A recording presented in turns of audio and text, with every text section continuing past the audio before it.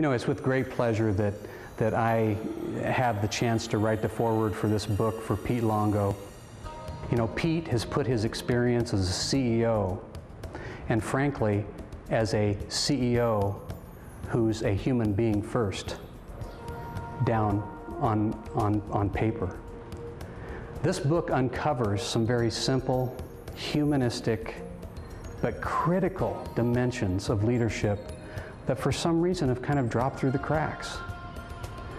And we know that through Pete's insight and his review, and frankly challenging some of his own paradigms and models, he's had to arrive at, not always in the most easy manner, these critical truths. Every day I wake up, I think, how do we get better? We get better because of good people. What are we doing about it? When you ask them what makes this company special, I promise you the answer is always the same. And so that every level of management understood, starting with me, that I had 7 direct reports before I retired. My whole goal was to make sure those 7 people had what they needed to be effective at what they did. There's an essayist, John Allen, in the early 1900s. He said it much better than I did. He said, the real tragedy is the tragedy of the man who never once in his life braces himself for that one supreme effort, who never stretches himself beyond his own capacity, and never lives beyond his own reputation. And I'm going to tell you about an organization in Buffalo, New York, faced with some very, very difficult circumstances, made a decision to find a better way. And I would suggest to you this whole issue of winning at all costs has become a societal issue. Even though we use corporate America as a poster child for greed, it's much deeper than that. Its manifestations are, as I said, greed, winning at all costs, self-indulgency, instant gratification, and it has impacted every organization from youth sports all the way up to the top Fortune 50 companies. So the question is, how do you not compromise your core values, both personally, professionally, individually, and collectively, as you chase the end game? We believe we found a very, very simple solution. Not easy. The simple solution is create a code of conduct, create a set of mores that says, if we do these things right, if we focus on these 5 behaviors, we're going to get results if the results are available. Since retiring as president and CEO of the Berry Company, Peter Luongo has traveled the world sharing his message, the 10 truths about leadership. It's not just about winning. It's so logical, it makes so much sense, and when you see it, when you see it work through the execution of what you do, by going out and recruiting and hiring the right kind of people, giving them the training, and then watching them actually perform, I mean, how can you not help but be convinced or sold that it's a philosophy that works? Look, folks, this is so simple. It goes back to that word that's underutilized and never understood. If you can bring love from the home, personally, into the professional relationship, this thing's over. It's solved. So all of a sudden, we said, wait a minute, it changes the role. Here's truth number 2. Truth number 2 says its motivation is a personal responsibility. Inspiration is a responsibility of others. You see, as leaders, the most important thing is you got to care about your people.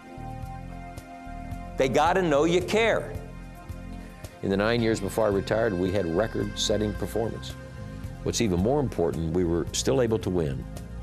We were also able to create an environment where people felt valued, respected, and part of something special. Do these concepts work? I can say they do. They work, and the evidence, you know, is in front of you with the people that interact with Pete and the organizations that have benefited from Pete's leadership.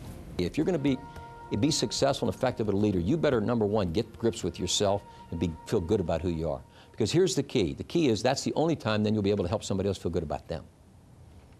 It didn't say those people convinced us we shouldn't be what we are. It said those people convinced we should be more, could be more than we could be. And so if you think about it in that context, that's really what we talk about in terms of accepting others. I always told our managers, especially most of the people came from the sales force, I said, make sure that when you decide to go into a leadership position, it's not about money, recognition, or titles. If you're here for any other reason other than the fact that you want to make a difference in somebody's life, you're probably not in the right room. See, I'm convinced that. I'm convinced that ultimately our lives are going to be judged by our ability to impact and influence other people's lives. I mean, I didn't get one card or letter that said, thanks for making 114 sales quotas. Nobody said, we appreciate you making a net income. Every one of them said, thanks for making a difference in my life. I told Peter Mattson, they were little boys, spend the rest of your life saying something good to somebody every day. You'll have a stadium full of friends. You show me a one-car funeral, I'll show you a loser. I saw one about 6 months ago. It was unbelievable. It was a hearse in a car, and I thought, I wonder what that poor son of a bitch did. You know, excuse me. Okay? But I mean, think about it. Plus, I've never seen a U-Haul attached to a hearse, and I don't think you can take it with you, so you might as well just leave it here with them, with somebody. You know, I think what's important is that everybody wants to feel good about themselves. Everybody, you know, to me, the most important thing in the world is to be important to somebody. Look, everything can be solved. I don't care whether it's making quotas, recruiting new business, growing your business, if somebody cares enough.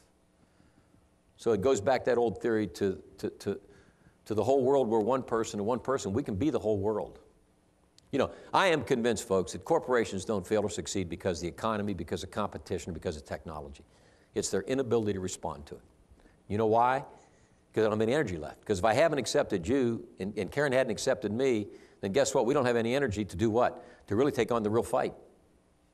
So you suck all the merit out of the bone becomes brittle, the bone breaks. We lose focus, lose energy, and we can't compete.